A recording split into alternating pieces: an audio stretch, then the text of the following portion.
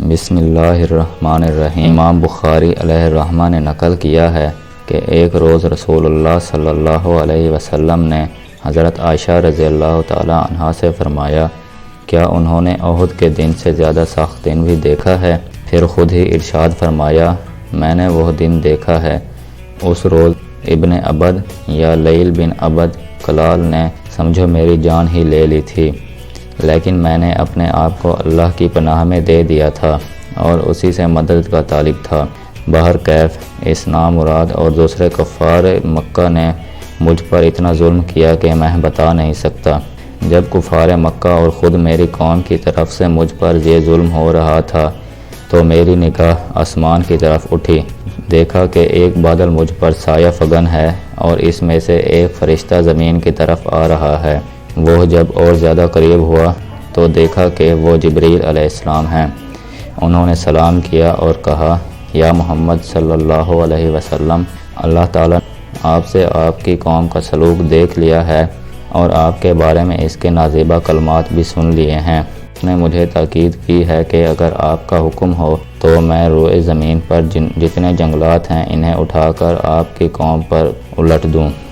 جبریل علیہ السلام کی زبانی اللہ تعالیٰ کی طرف سے اس کے کرم بے پاک کے بارے میں سن کر میں نے اس کا شکریہ ادا کیا اور جبریل علیہ السلام سے کہا، نہیں بلکہ میں چاہتا ہوں کہ کفار کے اسلاب سے اللہ تعالیٰ ایسے لوگ پیدا کرے جو صرف اسی کو معبود مانیں اور اسی کی عبادت کریں اور کسی دوسرے کو شریک نہ ٹھہرائیں۔ دوستو، حضرت جبرائیل علیہ السلام کا شمار اللہ تعالیٰ کے مقرب ترین فرشتوں میں ہوتا ہے۔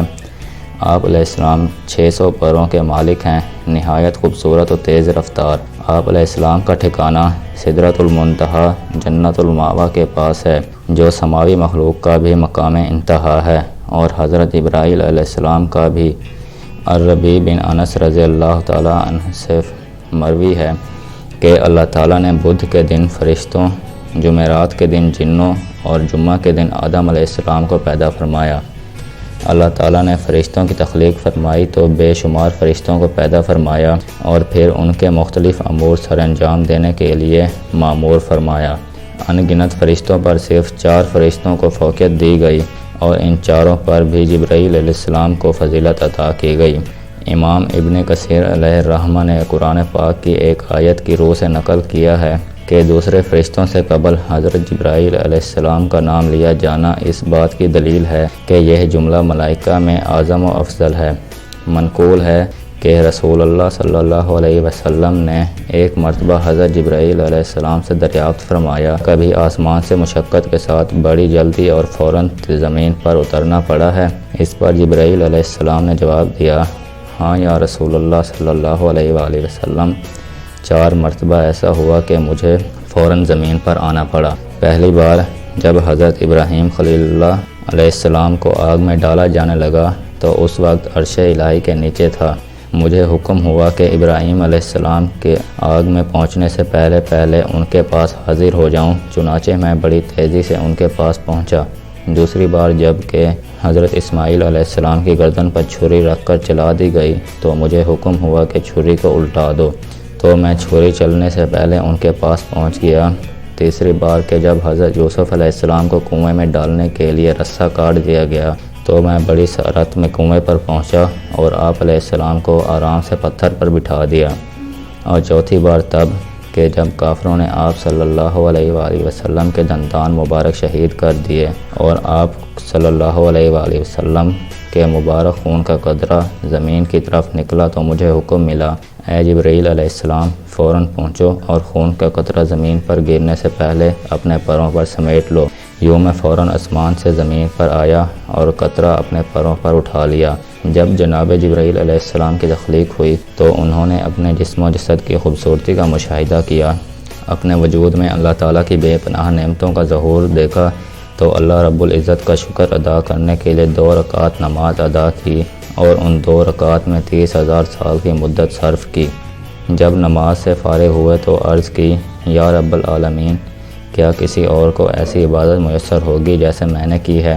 تو ارشاد باری تعالیٰ ہوا، اے جبریل، اپنے آخری نبی صلی اللہ علیہ وآلہ وسلم کے دور میں میں اپنی خالقیت سے ایسے گروہ کی تخلیق کروں گا جو 2 رکعت نماز بہت ہی کم وقت میں اور بہت سی کمزوریوں کوتاہیوں کے ساتھ ادا کریں گے، اور ان 2 رکعت کا ثواب دے اس نماز پر فوقیت حاصل کرے گا۔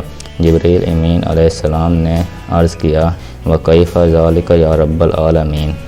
رب تعالیٰ نے فرمایا، اے جبریل علیہ السلام، تو کیوں کر عبادت اور ریاضت نہ کرے گا اور اطاعت کا بار اپنی گردن پر نہ رکھے گا، کیونکہ فراغت اور عافیت تمہارا شعار اور طرح امتیاز ہے، اور کوئی ایسا امر مانع نہیں ہے جو تمہیں ہماری خدمت سے باز رکھے اور تمہاری توجہ میری ذات سے منعطف کرائے۔ چنانچہ اس کے بعد حضرت جبرائیل علیہ السلام کو خصوصی انعام و کرام سے نوازتے ہوئے اپنے انبیاء اور مرسلین کے درمیان پیغام رسانے کے لیے منتخب فرمایا گیا، اور یوں سید الملائکہ کا لقب عطا فرمایا گیا۔